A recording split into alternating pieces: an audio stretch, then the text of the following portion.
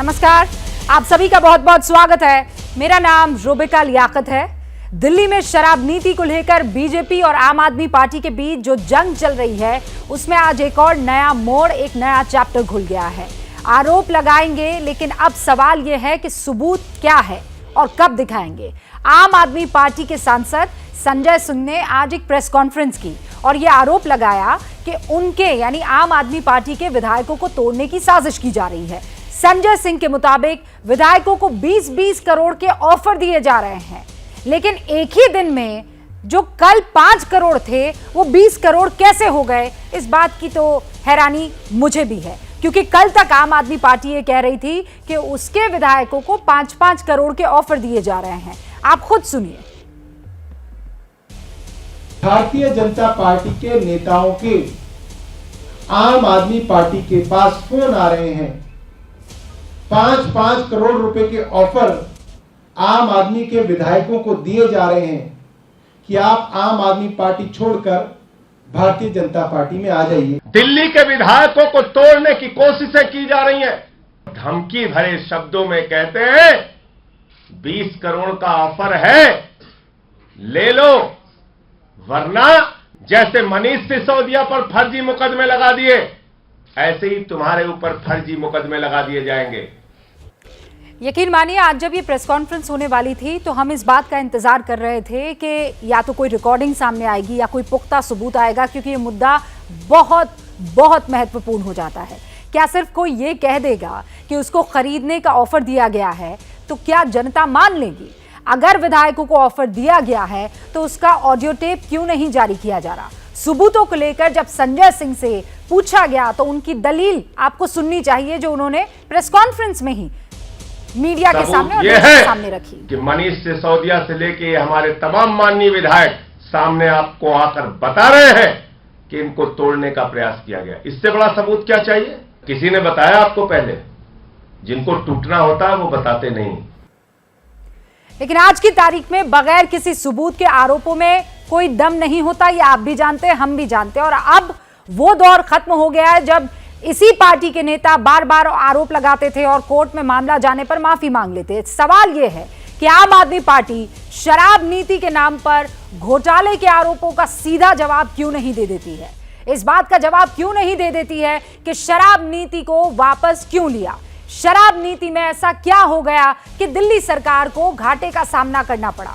आज की हुंकार इन्हीं सवालों के इर्द गिर्द है। और सवाल तो यह भी है कि क्या वाकई बीजेपी ईडी और सीबीआई का डर दिखाकर विपक्ष को चुप करने की कोशिश कर रही है? सारे खास मेहमान हमारे साथ जुड़ चुके हैं, उन सभी से आपका तारुफ करवा देती हूं। हमारे साथ हरीश खुराना जुड़ चुके हैं, जो कि प्रवक्ता हैं बीजेपी के। हमारे साथ सौरभ भारद्वाज, जो कि प्रवक्ता है आम आदमी पार्टी के, अब से कुछ ही देर में जुड़ेंगे। अभय दुबे जी प्रवक्ता हैं कांग्रेस के, आपको स्क्रीन पर दिखाई दे रहे हैं। आज तो बाकायदा पहाड़ी टोपी भी लगाई हुई है। बहुत बहुत स्वागत है आप सभी का। चितरंजन गगन साहब आरजेडी के नेता हैं, वो भी हमारे साथ जुड़ चुके हैं। चितरंजन जी, बहुत बहुत स्वागत है आपका। मुबारकबाद, अभी अभी आप की सरकार ने शक्ति परीक्षण जो है वो पास कर दिया है। शुभरास्ता जी हमारे साथ जुड़ चुकी हैं राजनीतिक विश्लेषक के तौर पर। शुभरास्ता, आपका बहुत बहुत स्वागत है। प्रदीप सिंह साहब वरिष्ठ पत्रकार हैं, वो भी हमारे साथ जुड़ चुके हैं। प्रदीप जी, आपका भी बहुत बहुत स्वागत है। और परमजीत जी हमारे साथ जुड़ चुके हैं।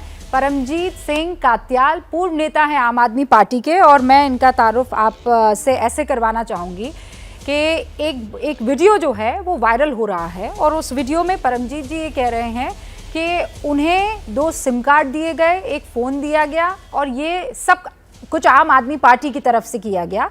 उसके बाद क्या हुआ, खुद पूर्व नेता आम आदमी पार्टी के हम सुन लेते हैं पहले। परमजीत जी, आप पहले वो किस्सा मेरे दर्शकों को बता दीजिए, हुआ क्या था, और आप पूर्व नेता क्यों हैं आम आदमी पार्टी के? देखिए, शायद हमने अरविंद की मंशा को जल्दी पहचान लिया था।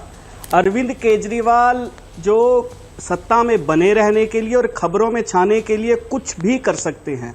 2011 से अन्ना हजारे के आंदोलन से 2015 तक, जिस दिन उन्होंने शपथ ली, तब तक हम अरविंद केजरीवाल के साथ रहे, और आप मानिए कि ज़्यादा समय, दिन में से 18-16 घंटे हमने अरविंद के साथ गुजारे, इसलिए हमने अरविंद को काफ़ी नज़दीकी से देखने का मौका मिला और कुछ ऐसे काम भी अरविंद के लिए किए, जैसा वीडियो में दिख रहा है।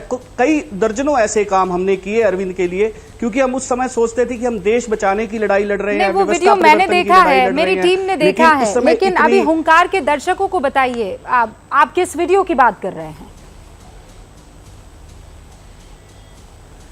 देखिए, वो वीडियो दरअसल एक मनीष रायजादा हुआ करते थे, जो फॉरेन विंग के अध्यक्ष थे आम आदमी पार्टी के। उन्होंने एक चंदा चोर नाम से फिल्म बनवाई थी। उस चंदा चोर की वो क्लिपिंग में से वो वीडियो बना हुआ है, वो उठाया गया है। और उस चंदा चोर फिल्म जो मनीष रायजादा ने बनाई थी, उसमें से उन्होंने मैंने अपना जिक्र किया था कि मेरे साथ क्या क्या घटनाएं हुई, तो उसमें से एक वाक्य वो भी था कि 2013 के जब इलेक्शन हुए थे, जब क्योंकि उस समय मैं आम आदमी पार्टी में था, आम आदमी पार्टी की 28 सीटें आई थी।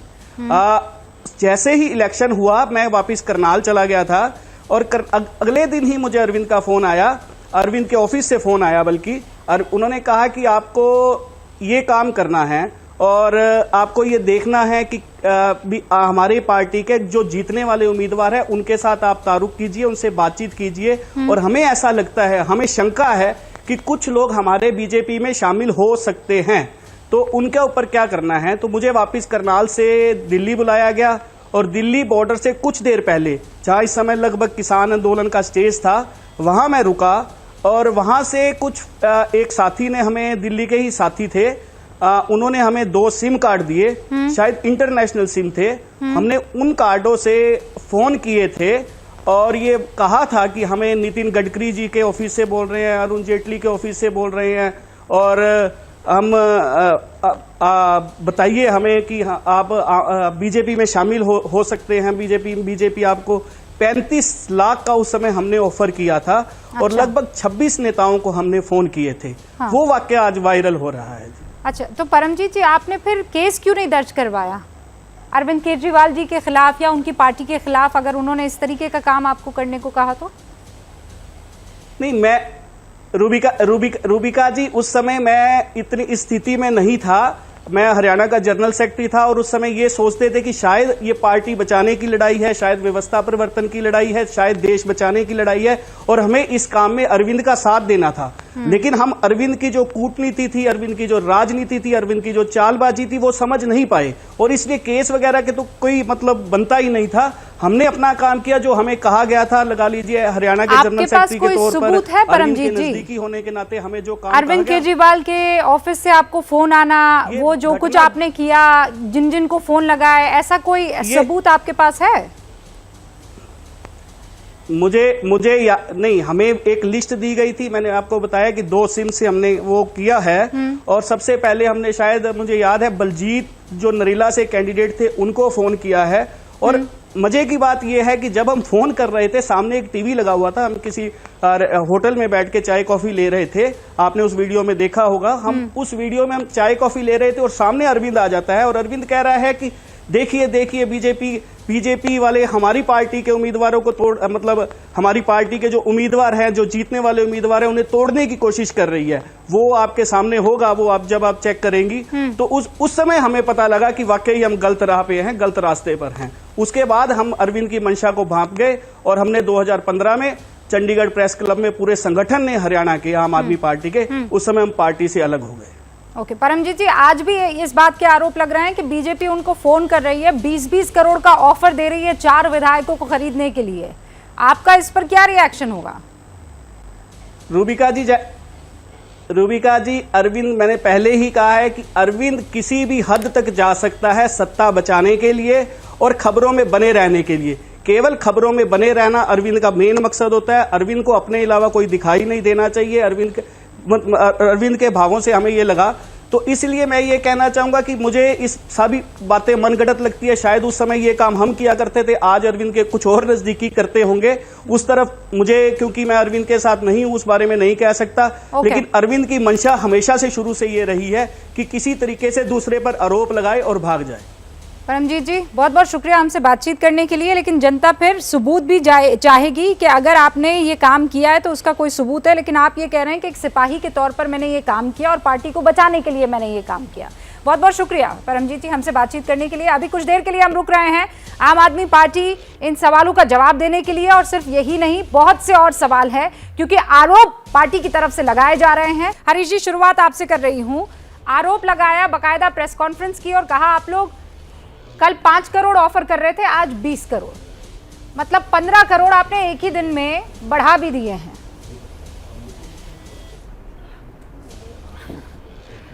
रुबिका जी, सबसे पहले तो आपको और आपके दर्शकों को बहुत बहुत नमस्कार। 23 तारीख को आपने खुद रिपोर्ट में दिखाया, सौरभ भारद्वाज जो अब थोड़ी देर में जुड़ने वाले हैं वो 5 करोड़ रुपए बोलते हैं और आज संजय सिंह जी 25 करोड़ रुपए बोलते हैं। पहले फैसला कर ले एक फिगर क्या लेनी है। लेकिन सच्चाई, कहते हैं ना झूठ के पांव नहीं होते, तो सच्चाई यही है कि 40-45 मिनट की प्रेस कॉन्फ्रेंस हुई, इनके विधायकों ने रटी रटाई प्री स्क्रिप्ट बोली, लेकिन नाम नहीं बता पाए।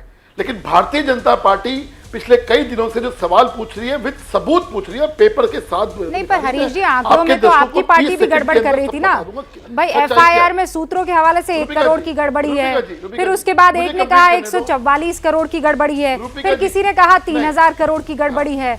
आंकड़ों में तो आप लोग भी बड़ा कंफ्यूज हो रहे हैं ना। रुबिका जी नहीं, कंफ्यूज कोई नहीं हो रहा है। आपको भी मालूम है जो सीबीआई का जो प्रिलिमिनरी एफआईआर है, जब सबूत सामने आ रहे हैं, मैं एक छोटा सा एग्जांपल देता हूं। ओपन शट केस है, सिर्फ 30 सेकंड चाहूंगा आपके अनइंटरप्रिटेड। ये है आपके सामने, इनकी अपनी सरकार के द्वारा कमेटी गठित की गई थी कि आप पॉलिसी बनाइए। उसके अंदर 2 महत्वपूर्ण सुझाव थे। पेज नंबर 7 के अंदर 1.11 के अंदर ये था कि होलसेल बिजनेस जो है वो सरकार अपने पास रखेगी। ये बहुत महत्वपूर्ण सुझाव था उस कमेटी के द्वारा। लेकिन इन्होंने किया क्या, पैसे के लेन देन के चक्कर में अपने हाथ में नहीं रखा, प्राइवेट हाथों में दे दिया। और दूसरा महत्वपूर्ण क्या था कि ये है पेज नंबर 17, मैं सबूत दिखा रहा हूं, इसलिए पेपर दिखा रहा हूं, ये पेपर नहीं दिखा पाएंगे, हम पेपर दिखा रहे हैं। तो मामला शुरू हुआ था सीबीआई से, ईडी भी इस मामले में जांच कर रही है, लेकिन अब आरोप दूसरी तरीके के लगने लगे हैं। आरोप इस बात पर लगने लगे हैं कि बीजेपी ऑपरेशन लोटस को अंजाम देने की कोशिश कर रही थी। हमारे विधायकों को खरीदा जा रहा था, 20-20 करोड़ रुपए यहां पर ऑफर किए गए थे, और ऐसे वैसे नहीं, धमकी भरे लहजे में कि वरना मुकदमा झेलो, जैसे मनीष सिसोदिया इस वक्त झेल रहे हैं। इन आरोपों में दम कितना, सच्चाई कितनी है, क्योंकि प्रेस कॉन्फ्रेंस तो हुई लेकिन सबूत नहीं पेश हुए हैं। सारे मेहमान हमारे साथ जुड़े हुए हैं और अब से कुछ देर पहले आपने देखा परमजीत जी भी हमारे साथ जुड़े हुए थे। अभय जी, पूछताछ ईडी ने सोनिया गांधी से भी की, राहुल गांधी से भी की, लेकिन आप इस वक्त जो देख रहे हैं वो एक राजनीतिक लड़ाई के तौर पर आम आदमी पार्टी वर्सेस बीजेपी दिखाई दे रही है, जो जब आपके लीडर से पूछताछ हो रही थी तो दिख नहीं रहा था। आप समझ रहे हैं मेरे सवाल का मतलब? बहुत अच्छे से आपके सारे सवालों के मतलब समझता हूँ। भारतीय जनता पार्टी का जब 2014 में सत्ता में आई तो प्रजातंत्र को 3 तरीके से परास्त करने का एक तरीका अपनाया। खरीदो, डराओ, लड़ाओ और सत्ता हथियाओ। सबसे पहले विधायकों की खरीद फरोख्त करके सत्ता गिराने की कोशिश करते हैं, फिर ईडी, सीबीआई, इनकम टैक्स, इनको आधार बना सत्ता गिराने की कोशिश करते हैं। फिर जहां ये संभव नहीं हो पाता उन प्रांतों में सामुदायिक उन्माद फैलाते हैं, आपस में लड़ाते हैं और वहां सत्ता हथियाने की कोशिश करते हैं। बड़ी सबूत मांग रही थी ना अभी। आप जानती हैं अरुणाचल प्रदेश में 60 में से 47 सीटें कांग्रेस जीती थी। दिल्ली की सरकार, नवाब सिद्दीकी की सरकार हटा दी, सुप्रीम कोर्ट ने तमाचा मारा और फिर से रिस्टेट की। उत्तराखंड में आ जाइए, हरीश रावत जी की सरकार, हुई सरकार इन लोगों ने गिरा दी, सुप्रीम कोर्ट ने उसको रिस्टेट की, फ्लोर टेस्ट हुआ, हम जीते। 14 महीने की कर्नाटका की सरकार खरीद फरोख्त करके गिरा दी, 15 महीने की मध्य प्रदेश की सरकार गिरी, महाराष्ट्र में 32 महीने की सरकार इन लोगों ने गिरा दी। सारे प्रांतों में को अस्थिर करने की कोशिश कर रहे हैं। लेकिन आज मैं ये बात कहना चाहता हूं कि जिस ईमानदारी की शपथ खाकर आपकी पार्टी आई थी वो भीषणतम भ्रष्टाचार में डूबी हुई प्रथम दृष्टिकोण में ये बात दिखाई देती है। ठीक है। अगर भारतीय जनता पार्टी अपने हथकंडों से अगर बात नहीं आज नहीं आई तो पूरे देश का यही हाल किया है। झारखंड में गिराने की कोशिश करते हैं। सुशील चक्रवर्ती का वेस्ट बंगाल का बयान उठाकर देख लीजिए आप। हाँ। झारखंड में पकड़ाए, पैसे के साथ विधायक पकड़ाए, वहां मुकदमा दर्ज हुआ। नहीं प्रभु, एक बात भारतीय बताइए, जनता पार्टी अभी आपको हमला किसको करना है? आम आदमी पार्टी के ऊपर करना है कि बीजेपी पर करना है? जो भी प्रजातंत्र को अस्थिर कर रहा है, भारतीय जनता पार्टी उसमें प्रमुख भूमिका में। शीर्ष से पोर को आप उठाकर देख लीजिए। तो ये समझाइए कि ईडी नहीं तो ईडी और सीबीआई, अभी तो सीबीआई है। खैर नहीं, एक सेकंड अभय जी प्लीज। तो सीबीआई के छापे अरविंद केजरीवाल के उप मुख्यमंत्री मनीष सिसोदिया के घर पे पड़ना ठीक है कि नहीं है? इसमें आपको कुछ गड़बड़ी नजर आ रही है कि नहीं? ये छापे ठीक पड़े हैं? देखिए, एक सत्ता हथियाने में माहिर तो एक झूठों के सरताज है। जो ईमानदारी की कस्में खाकर सत्ता में बैठे, वो प्रांतों के दूसरे प्रांतों के चुनाव जीतने के लिए इतना भीषणतम भ्रष्टाचार आकंठ में डूबकर काम करेंगे, ये कल्पना भी नहीं की थी। तो मैं उन सभी लोगों को जो प्रजातंत्र को नुकसान पहुंचा रहे हैं, खासकर भारतीय जनता पार्टी। समझ गई सर, लेकिन मेरा तो सवाल बहुत सीधा था। इस केस में सीबीआई का छापा मनीष सिसोदिया के घर पर ठीक है कि नहीं है? सही है कि नहीं है? भाई ये तो जांच लेकिन मुकदमे के बाद तय होगा सही है कि नहीं। मैं एक बात जानता हूँ कि भारतीय जनता पार्टी के जिनको सरपरस्ती विधि कानून से लंबे हाथ हैं इनके, पीयूष जैन की आप एक बार भी डिबेट तो करिए जिसके 180 करोड़ नगद पड़ा है। क्या हुआ पता है आपको?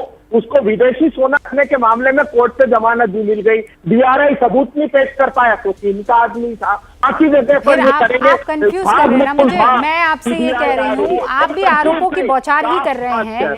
इस मामले में जो इस वक्त दिल्ली में चल रहा है, आम आदमी पार्टी वर्सेस बीजेपी, इसमें कौन बुरा, कौन सही, कौन सच्चा, कौन झूठा, मैं आपसे ये समझने की कोशिश कर रही हूं। इतना तो मैं मान ही सकती हूँ कि यहाँ पर आप थर्ड एम्पायर की भूमिका में हैं। नहीं, दोनों अगर बुरे हो तो मैं किसकी तरफ, किसका पक्ष लूंगा? विकास जी बताइए ना। मैंने सुना भाग मुकुल भाग, उसको सीबीआई छोड़ देती है। फिर शुभेंदु अधिकारी वो कहते हैं शारदा स्कैम छापे पड़े, उसको छोड़ देती है। हेमंत बिस्वा शर्मा बुकलेट निकालते हैं। ये बात तो आपकी 100%, ये तो बात 100% है। अभय दुबे जी, हरीश खुराना जी को इसका जवाब देना होगा। हरीश जी मुझे ये बताइए, मतलब मैं ये कैसे मान लूं कि इस पूरे सिस्टम में अगर कोई भ्रष्ट है, अगर कोई भ्रष्टाचारी है, तो वो सिर्फ नॉन बीजेपी वाला ही होगा? या तो वो आरजेडी से ताल्लुक रखेगा, या वो कांग्रेस से ताल्लुक रखेगा, या वो आप से ताल्लुक रखेगा, या वो किसी और रीजनल पार्टी से ताल्लुक रखेगा, पर बीजेपी का एक को नहीं भाई साहब। काहे? रूबिका जी, हम इस लोकतंत्र के अंदर रहते हैं और यहाँ की न्यायिक व्यवस्था बहुत मजबूत है। अगर अभय दुबे जी या कोई भी किसी की कोई भी पार्टी ये कहती है कि फला आदमी करप्ट है, आप कहते हो भारतीय जनता पार्टी एक्शन नहीं लेती, आप जाइए ना कोर्ट में, रखिए सबूत। आज भारतीय जनता पार्टी चिल्ला चिल्ला के कह रही है कि ये पॉलिसी क्यों बदली गई, इसका जवाब आम आदमी पार्टी क्यों नहीं दे रही है। इस बात का जवाब तो मिलेगा ना।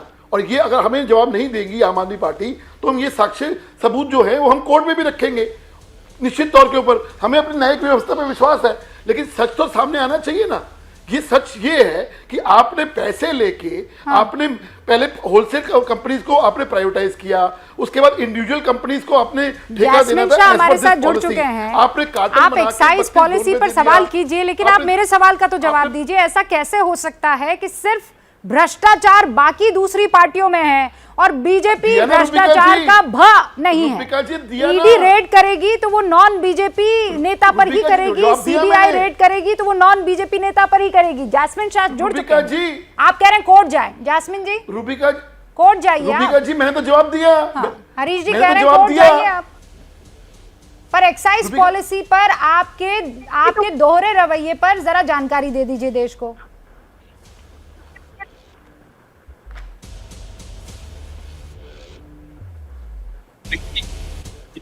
सवाल पूछ, उनके पास एक भी जवाब नहीं मिलेगा कि बिल्कुल जानकारी दे देंगे और हर एक सवाल का जानकारी हम शुरुआत से देते आ रहे हैं। लेकिन बात सवाल केवल ये नहीं है कि बीजेपी शासित राज्यों में कभी सीबीआई ईडी की रेड नहीं होती, लेकिन जो जो नेता हैं विपक्ष के, जिन पर संगीन आरोप थे, जिन पे सीबीआई ईडी हावी थी पहले, जब वो खरीद कर उनको बीजेपी अपने पास ले आती है, शुभेंदु अधिकारी हो, हेमंत बिस्वा शर्मा हो, नारायण राणे हो, उन पर सारी चीजें ड्रॉप हो जाती है। और यही था, लिकर पॉलिसी का मुद्दा था ही नहीं, जो ऑपरेशन लोटस को हमने दिल्ली में जो एक्सपोज किया है, और आज जो सुबह इतना बड़ा खुलासा हुआ है कि 4 चुने हुए एमएलए ने साथ आकर कहा है कि हमें कॉल आए और हमें धमकी दी जा रही है कि जैसे मनीष सिसोदिया को हमने तंग किया है, अगर आप हमारे तरफ नहीं आए, मैं वो बात 20 करोड़ के इनकी बोली लगाई गई है। जैस्मिन भाई, तो मैं ये वो तो बात कैसे मानूं? देश में सही नहीं हो क्या रहा ना। इतनी बड़ी जो दिक्कतें हैं, बेरोजगारी है, महंगाई है, ये सारा छोड़कर भाजपा आज केवल लगी है कि आम आदमी पार्टी को आप मुझे बताइए, मैं कैसे मानूं? कौन फोन कर रहा है? क्या हरीश खुराना ने फोन किया आपको?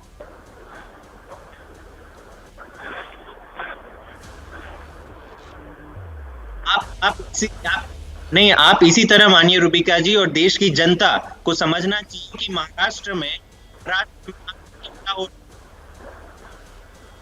मैं कह दूं, रुबिका जी, मैं कह दूं, जस्मिन शाह ने मुझे मौका दीजिए। जैसे महाराष्ट्र में देश की जनता जानती है, महाराष्ट्र में 1 महीने पहले क्या हो रहा था, सीबीआई की ईडी की इतनी रेड्स लग रही थी, क्या हुआ, एकनाथ शिंदे तोड़ के आ गए, उसके साथ उनके सारे 40 एमएलए आ गए। अभी आपने सुना है कि पिछले 1 महीने में एक भी सीबीआई और ईडी की रेड हुई? इसकी जनता जानती है एक नहीं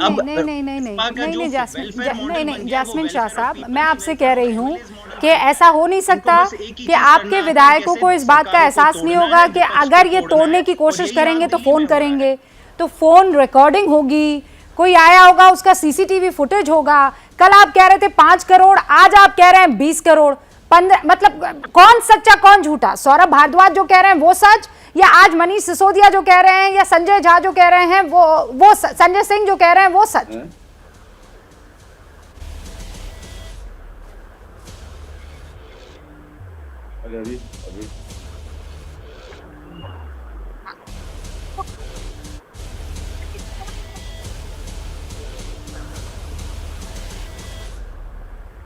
देखिए रुबिका जी, ये घटनाक्रम इसका हर दिन बढ़ता जा रहा है। हर दिन भाजपा आम आदमी पार्टी के विधायकों को कॉल कर रही है, हमारे नेताओं को तोड़ने की कोशिश कर रही है। अगर जिम्मेदार नेता, हमारे राज्यसभा सांसद देश के सामने आकर अगर ये मैसेज दे रहे हैं, तो ये देश के लोगों को जानना जरूरी है कि क्या ये एक नया मॉडल है भाजपा का कि देश को हम नंबर 1 कैसे बनाएं। ऑपोजिशन लीडर्स को सीबीआई और ईडी आए दिन इनके पास कुछ चीज नहीं रहेगी। अगर रुपिका जी इनमें कुछ सच्चाई होती तो 150 केसेस अब तक भाजपा ला चुकी है आम आदमी पार्टी के नेताओं के खिलाफ। सीबीआई की रेड मुख्यमंत्री अरविंद केजरीवाल के घर पे भी लग चुकी है। आपको पता है इतिहास क्या रहा है पिछले 8 सालों का? मुझे बताइए, एक भी केस में कुछ भी सच्चाई निकली? कहीं एक भी कन्विक्शन मिला? तो ये ही है इनका फॉर्मूला कि ऑपोजिशन को तंग करो, और जब तंग हो जाए तो कुछ नेताओं को खरीद कर अपनी साइड ले लो। और यही खुलासा आज दिल्ली में देश की जनता के सामने हो रहा है। नहीं, खुलासा किया। जैस्मिन साहब, बहुत बहुत शुक्रिया हमारे साथ जुड़ने के लिए। अब सौरभ भारद्वाज भी हमारे साथ जुड़ चुके हैं और मेरे 3 और मेहमान अभी यहाँ पर बने हुए हैं। मैं शुरुआत शुभ्रास्ता से करना चाहूंगी। शुभ्रास्ता, ऐसा कैसे हो जाता है कि सिर्फ आरजेडी के नेता त्रस्त रहते हैं, आम आदमी पार्टी के नेता त्रस्त रहते हैं, कांग्रेस के नेता त्रस्त रहते हैं, सीबीआई ईडी, लेकिन बीजेपी के किसी नेता पर, एक राजनीतिक विश्लेषक के तौर पर मुझे आप ये बताइएगा, छापा नहीं पड़ता है?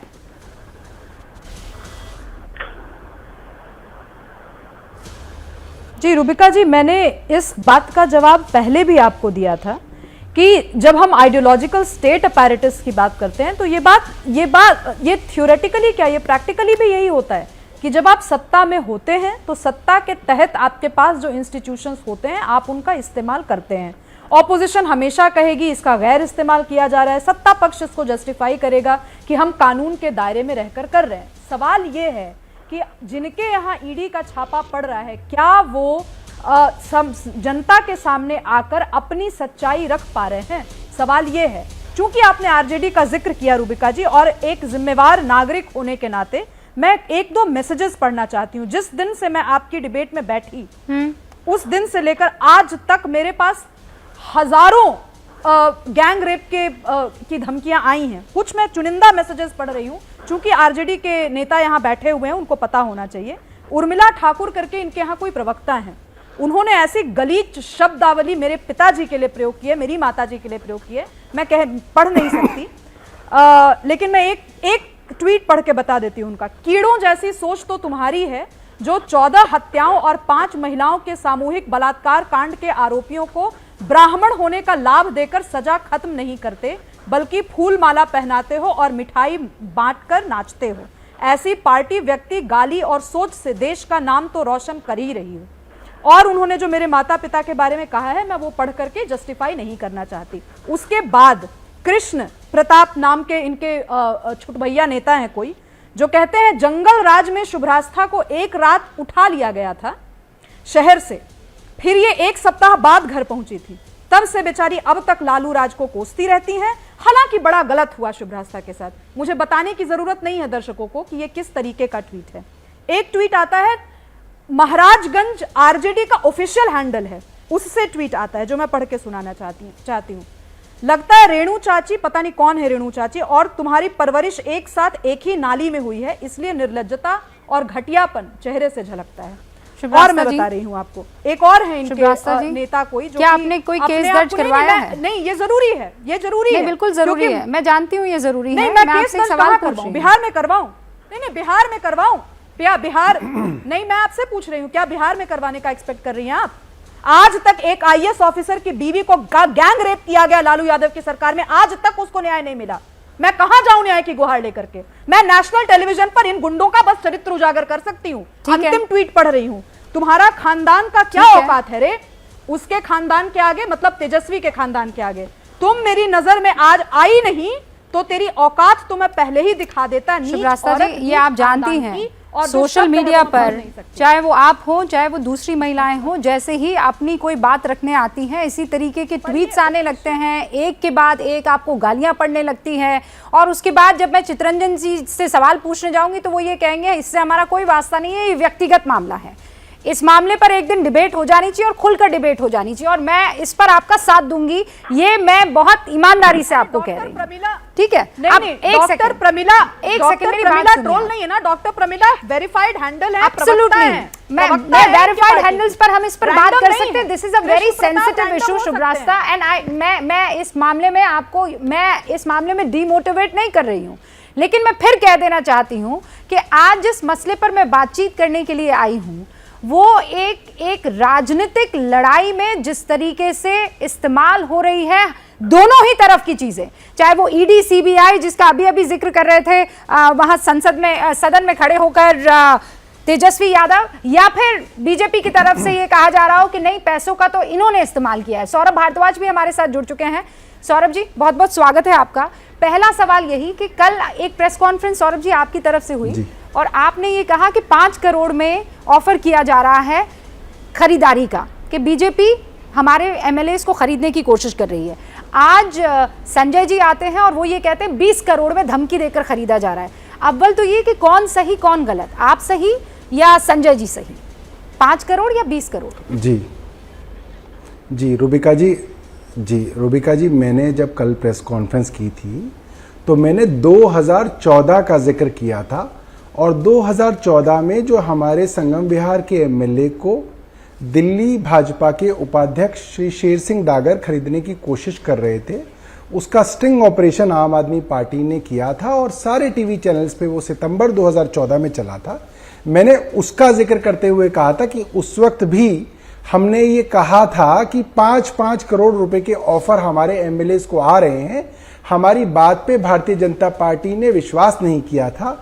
भारतीय जनता पार्टी ने कहा था हम तो इनके एमएलए को चिमटे से भी नहीं छुएंगे, और हमने कहा कोई बात नहीं। और कुछ महीनों बाद हमने इनके उपाध्यक्ष का स्टिंग ऑपरेशन सारी दुनिया के आगे दिखाया था, और उस स्टिंग ऑपरेशन के अंदर वो 4 करोड़ रुपए जो है दिनेश मोहनिया को ऑफर कर रहे थे। तो मैं ये कह रहा था कि तब भी 5-5 करोड़ रुपए के ऑफर हमको दिए गए थे, जिसके बारे में पहले विश्वास नहीं किया था, मगर हमने भारतीय जनता पार्टी को एक्सपोज किया। और मुझे लगता है अब तक के भारत के इतिहास में हो सकता है मैं गलत भी हूं, ऐसा कभी नहीं हुआ कि किसी पार्टी ने एमएलए को खरीदने वाले इतने बड़े पद के आदमी को स्टिंग ऑपरेशन करके एक्सपोज किया हो।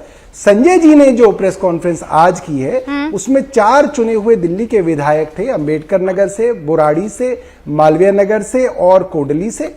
उन्होंने बताया कि उनको 20-20 करोड़ रुपए के ऑफर दिए जा रहे हैं कि अगर वो खुद बीजेपी में आ जाएंगे तो 20 करोड़ रुपए मिलेंगे, और अपने साथ अगर किसी और अन्य विधायक आम आदमी पार्टी के को लेके आएंगे तो 25 करोड़ रुपए मिलेंगे। ये आज का ऑफर है। तो मेरे हिसाब से 5 करोड़ से जो रेट है भारतीय जनता पार्टी ने विधायकों का दिल्ली में बढ़ा के 20 करोड़ तक लेके आए हैं। हरीश जी, क्या आप रेट पे रेट बढ़ाए चले जा रहे हैं? और ये बताइए कि ये रेट जो है तय कौन कर रहा है और फोन कौन कर रहा है? अब जरा खुलासा कर दीजिए। और सौरभ भारद्वाज जी कह रहे हैं कि ये तो मैं बरसों पहले की बात बता रहा था, आम आदमी पार्टी का रेट जो है आप ही लोगों ने बढ़ाकर 25 कर दिया। जवाब दीजिएगा सर। इस वक्त की एक बड़ी खबर आपको दे देना चाहती हूँ। दिल्ली के मुख्यमंत्री अरविंद केजरीवाल ने कल विधायक दल की बैठक बुलाई है। आम आदमी पार्टी ने कल विधायक दल की बैठक बुलाई है। विधायकों के खरीद फरोख्त के आरोप पर यह बैठक रखी गई है, क्योंकि बार बार ये कहा जा रहा है कि विधायकों को धमकी दी जा रही है। आम आदमी पार्टी की पीएसी में यह फैसला लिया गया है। इनफैक्ट सौरभ भारद्वाज जो हमारे साथ जुड़े हुए हैं वो उस बैठक में मौजूद थे, और जरा उनका भी रुख कर लेते हैं। मैं 20 सेकंड में इस पर क्वेश्चन चाहूंगी। सौरभ जी, ये बैठक इसी मसले को लेकर है? कल आप ऐसा तो नहीं है कि सबसे कहेंगे लाइए सबूत जमा करवाइए, आगे काम आ सकते हैं? नहीं रूबिका जी, पार्टी में चिंता है और ये एक सीरियस थ्रेट है इस वक्त गवर्नमेंट का। कुछ हमारे जो जानकार लोग हैं वो कह रहे हैं कि आपकी सरकार गिर सकती है, और बड़ा मामला है। और कहा जा रहा है कुछ विधायक भाजपा के संपर्क में हैं, और पार्टी चाहती है कि सब विधायकों से एक बार बात करके एक कॉन्फिडेंस डेवलप किया जाए सबके अंदर, ताकि कोई जो है दिक्कत ना रहे। हरीश जी, तो कल इसीलिए जो है सुबह 10:30 बजे बुलाया है सारे विधायकों को, और हम आशा करते हैं कि सभी आम आदमी पार्टी के विधायक वहां पहुंचेंगे। हाँ हरीश जी, कईयों को आप बिठा के तो नहीं रख लेंगे? ये चिंता का विषय इसलिए है क्योंकि आपका ट्रैक रिकॉर्ड हो सकता है देखा जा रहा हो। रूबिका जी, मैं इनके ऊपर कहता हूँ सौरभ भारद्वाज ने मुझे 100 करोड़ रुपए ऑफर करी है, तो नाम नहीं बोल रहे। मैं कह देता हूँ 100 करोड़ रुपए ऑफर किया कि ये कागज जो है ये शांत मत दिखाएं और शांत रहें। क्या ये प्रूव हो जाएगा? ये बेस से रिपेयर की बात है और कुछ नहीं है। अपनी क्रेडिबिलिटी खुद डाउन कर रहे हैं। ये पेपर नहीं दिखाएंगे, लेकिन मैं एक पेपर और दिखाता हूं आपको, आपके दर्शकों को पेपर ही दिखाऊंगा आज मैं। ये 25/10 का नोटिस है। ये नोटिस है एक्साइज डिपार्टमेंट के द्वारा जो ब्लैक लिस्टेड कंपनियों को नोटिस दिया गया, और मैं नाम ले रहा हूं। ये नाम नहीं बताएंगे, लेकिन मैं नाम बता रहा हूं। इंडोस्प्रिट करके कंपनी है, ये उनको नोटिस इशू किया खाओ गली करके। इंडोस्प्रिट उसकी कंपनी है मैन्युफैक्चर होलसेल, और खाओ गली उनकी अपनी कंपनी है, ब्लैक लिस्टेड कंपनी जो रिटेल का काम कर रही है। ये नाम नहीं बताएंगे, मैं नाम बता रहा हूं। इनको शो कॉज नोटिस इशू किया, क्या कार्रवाई करी? कुछ नहीं। आज तक 31 जुलाई तक वो रिटेल के ठेके में बिजनेस कर रहे थे और करोड़ों का लेन देन कर रहे थे आम आदमी पार्टी के द्वारा। मेरा आरोप है, मेरे पर केस करना कर दीजिएगा। करोड़ों का लेन देन कर रहे थे। ये 25/10/2021 को जब शो कॉज नोटिस इशू होता है कार्रवाई नहीं होती है। ये है इनकी क्रेडिबिलिटी। नाम नहीं बताएंगे। 40 मिनट तक प्रेस कॉन्फ्रेंस करी संजय सिंह जी ने। सब मुझे पत्रकार कह रहे हैं हम अभी वेट कर रहे हैं, अभी वेट कर रहे हैं, नाम आएगा, नाम आएगा। नाम तो कोई आया ही नहीं। लेकिन ये बताइए ना सौरभ भाई, मैं आप मेरे मित्र हैं, अच्छे मित्र हैं मेरे, ये बताइए ये फैक्ट फाइंडिंग कमेटी जो थी, ये कमेटी जो थी जिसने रिपोर्ट बनानी थी एक्साइज की, ये आपने बनाई या नहीं बनाई? उसमें मैन्युफैक्चरर्स को ये कहा गया था, होलसेलर को ये कहा गया था कि आप गवर्नमेंट के हाथों में रहेगा। कहा था या नहीं कहा था? ये बात जवाब दीजिए। इस कमेटी में ये कहा गया कि रिटेल का धंधा जो है वो इंडिविजुअल्स को दीजिएगा, लॉटरी द्वारा दीजिएगा। हुआ था या नहीं हुआ था? इन सबको उल्टा करते हुए आपने होलसेलर्स को भी आपने दिया धंधा, प्राइवेट कंपनी प्लेयर्स को दे दिया, और आपने जोन्स बना के एक एक कंपनी को, एंटिटी को 54 ठेके दिए या नहीं दिए? हाँ या ना? ठीक है हरीश जी, ये जो सवाल पूछ रहे हैं आप पूरा गेम चेंज करने की कोशिश कर रहे हैं, आप पूरा ऑर्बिट शिफ्ट कर रहे हैं सौरभ भारद्वाज जी। एक्साइज पॉलिसी पर बहस ना हो इसलिए ऑपरेशन लोटस का यहां पर जिक्र हो रहा है, सीधा आरोप आप पर। रूबिका जी, आप जितनी सीनियर पत्रकार हैं, मैं तो आपको बहुत ज़्यादा जो है फॉलो करता हूं, आप इस बात को जानती होंगी। मैं आपसे कोई हाँ नहीं भरवाना चाहता, मैं सिर्फ ये कह रहा हूं, हेमंत बिस्व शर्मा जब कांग्रेस में थे, असम में भारतीय जनता पार्टी ने पूरा कैंपेन हेमंत बिस्व शर्मा के खिलाफ चलाया, बुकलेट बांटी थी इनकी वाटर स्कैम की इन्होंने, ठीक है। और उसके बाद उनके ऊपर सीबीआई को छोड़ा गया, ईडी को छोड़ा गया, और बाद में क्या किया, हेमंत बिस्व शर्मा को भाजपा में ले लिया गया, वो आज इनके मुख्यमंत्री हैं। नारायण राणे के साथ भी यही किया, मुकुल रॉय के साथ ये किया, शुभेंदु अधिकारी के साथ ये किया। ठीक इसी तरीके से बेचारे मनीष सिसोदिया जी को इन्होंने टारगेट किया, उनके ऊपर बदनामी की गई, सीबीआई का छापा मारा, उनके पैतृक गांव फगौता तक के अंदर जो है इन्होंने छापा मारा। मैं पूछना चाहता हूं हरीश भाई, आप मेरे बड़े भाई हैं, आप बताइए, आपको 31 जगह आपने छापे मारे, आपको क्या मिला? कितना कैश मिला, कितना सोना मिला, कितनी मनीष जी की बेनामी संपत्ति मिली? बताइए तो सही, दर्शक जानना चाहते हैं। तो 4-5 दिन हो गए, क्या मिला आपको? जवाब दो। लेकिन सौरभ जी, जवाब दे रहा हूं ना, जवाब दे रहा हूं। एक सेकंड रुकिए हरीश जी, आप जवाब दीजिएगा, लेकिन मेरे सवाल का मुझे अभी भी जवाब नहीं मिला है। बस सुनिए हरीश जी, एक सेकंड, आपसे ये सवाल मैंने शुरू में भी किया और मैं बार बार ये सवाल करूंगी। शुभ रास्ता भी ये बात बोल चुकी है कि सर ऐसा कैसे हो सकता है कि पूरे हिंदुस्तान में अगर कोई भ्रष्ट है तो वो नॉन बीजेपी से ताल्लुक रखने वाला है। बाकी जितने आपके साथ आए हैं या आपके पास मौजूद हैं, उनमें एक के घर सीबीआई ना पहुंची, ना आईटी, ना ही ईडी पहुंची है। इसका जवाब तो आपको मुझे देना होगा। लेकिन सौरभ साहब, आपने मुझे अभी भी इस बात का जवाब नहीं दिया है कि एक्साइज पॉलिसी पर आप बात करने से क्यों कतरा रहे हैं? Aam Aadmi Party, why is the party not talking on excise policy? Sir तो Rubika ji, I have answered all their questions, और ये पहली बार नहीं है कि ये मेरे साथ बहस हो रही है। मेरे साथ इनके कितने प्रवक्ताओं ने बहस की, इन्होंने बोला 144 करोड़ रुपए कहां दिए, इसमें भ्रष्टाचार हो गया। मैंने बोला भैया कोरोना के अंदर रेलवे डिपार्टमेंट ने दिया, एमसीडी ने दिया, टोल टैक्स वालों को दिया, आउटडोर एडवर्टाइजमेंट वालों को दिया। आपने हरीश जी अगर नहीं दिया हो तो आप बता दो। अगर आपने कंसेशन नहीं दिया अपने लाइसेंसीज को, आप तो कह दो कि आपने नहीं दिया। आपने लाइसेंसी को कंसेशन दिया लॉकडाउन पीरियड का, तो ठीक है। 10 सेकंड अगर हमने दिया तो उसमें भ्रष्टाचार है। अच्छा, ये लॉकडाउन, एक सेकंड, आपने दिया ना? आप बता दीजिए, दिया या नहीं दिया आपने? आपने दिया दिया ना? कंसेशन दिया या नहीं दिया? आपने दिया ना? 144 करोड़ दिया ना? रेलवे ने दिया 144 करोड़ दिया ना? हाँ या ना? हाँ या ना? हम मेरे भाई, मेरे ब्रदर दिया ना? हाँ, लॉकडाउन पे दिया भैया, दिया क्यों नहीं दिया? 144 करोड़ आप मान दिया भैया, दिया, मान गए, दिया। मेरे को बात का जवाब एक दिया ना? अब एक मिनट, रिकॉर्ड पर उसमें मानना क्या है? ये अरे वो तो ऑन रिकॉर्ड है भैया। रुपए दिए। अब सौरभ भाई एक सेकंड, सौरभ भाई 2 मिनट मुझे बोलने दीजिए, 1 मिनट मुझे बोलने दीजिए। आप कह रहे हो 144 करोड़ रुपए आपने दिया, हाँ, बोलो। पॉलिसी आई 17 नवंबर को, पॉलिसी आई 17 नवंबर को, और कोरोना निकल चुका था मार्च 2021 के अंदर। ठीक है, क्या बात करते हो आप? 144 करोड़ रुपए आपने कहा कि हम कोरोना माफ कर दिया। मैं जवाब दे दूं? 17 नवंबर को पॉलिसी, मैं जवाब दे दूं किसको? और मैं जवाब मार्च 2021 के अंदर, मार्च 2021 के अंदर मुझे लगता है मैं जवाब दे दूं। सौरभ साहब एक सेकंड रुकिए ना। हरीश साहब, सौरभ साहब रुकिए ना एक सेकंड। मुझे नहीं पता था कि आप दोनों एकदम तथ्यों पर इतना शानदार तरीके से बहस करेंगे। इफ आई में रिक्वेस्ट, जवाब दे देता हूं। ठीक है सौरभ साहब, 30 सेकंड में, क्योंकि मेरे 3 एक मेहमान ऐसे हैं जिनसे मैंने 1 मिनट का जवाब दे दूं बस। ठीक है, 30 सेकंड का टाइम, 30 सेकंड का टाइमर लगा रही हूं मैं। सौरभ साहब, मैं इनको जवाब दे दूं बिल्कुल 30 सेकंड में। नवंबर 2021 के अंदर ये पॉलिसी आई, आप रिकॉर्ड्स में चेक कर लीजिए। जनवरी फरवरी 2022 में ओमिक्रॉन की वेव आई, जिसमें लोग मरे नहीं, मगर दिल्ली सरकार ने उसमें लॉकडाउन किया। उसके बाद इवन ऑड के तरीके से दुकानें खोली गई। इसकी वजह से जो लाइसेंसी थे उनकी कई दिनों तक तो पहले दुकान नहीं खुली, उनको पर डे का 30 करोड़ रुपए सरकार को देना था। जब दुकान ही नहीं खुलेगी तो कैसे देंगे? जब इवन ऑड हो गई तो उनकी आधी दुकान एक दिन खुलती थी, आधी दुकानें दूसरे दिन खुलती थी, तो उनका आधा नुकसान हुआ। सरकार ने टाइमिंग जो थी दुकान 10 बजे की जगह 8 बजे कर दी, और वो कंसेशन दिया। ये तो ऑन रिकॉर्ड है भैया कि लॉकडाउन हुआ दिल्ली में जनवरी 2022 में। चेक कर लो आप फैक्ट्स को। इसका क्या जवाब है? हरीश साहब इस पर जवाब दीजिएगा मुझे। चित्ररंजन जी, मैं चाहती हूँ एक बार आप अपनी बात रखें। पूरा सर 50 मिनट बीत गए हैं। चित्ररंजन जी, ईडी, सीबीआई और आईटी कुछ जमाई, हाँ ऐसा कुछ आपके नेता ने आज सदन में बोला भी है। आपको भी यही लग रहा है? क्योंकि छापेमारी आपके नेता से ताल्लुक रखने वाले लोगों पर भी हो रही है। देखिए, बिहार में जो सत्ता बदलाव हुआ, बेचैनी हो गई है भाजपा को, और भाजपा जानती है कि बिहार से जब कोई आंदोलन उठता है तो इसका प्रभाव पूरे देश पर पड़ता है, और सब जगह इन्होंने इस्तेमाल किया है इसको, और बिहार में इनका जो है मजिस्ट्रेट चेकिंग में पकड़ा गए। अब वही बेचैनी इनकी है।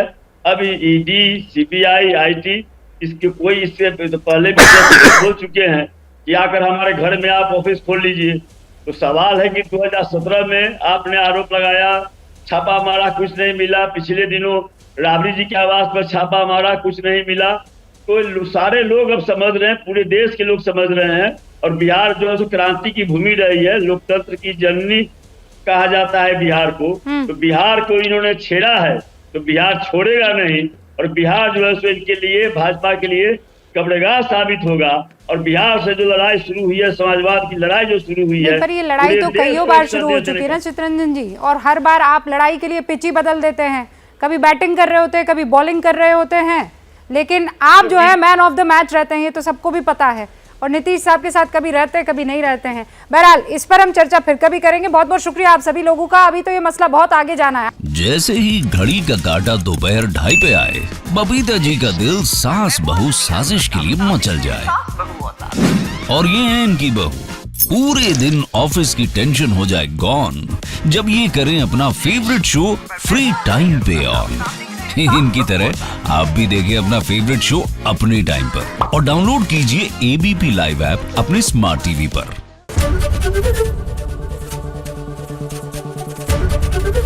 एबीपी न्यूज आपको रखे आगे।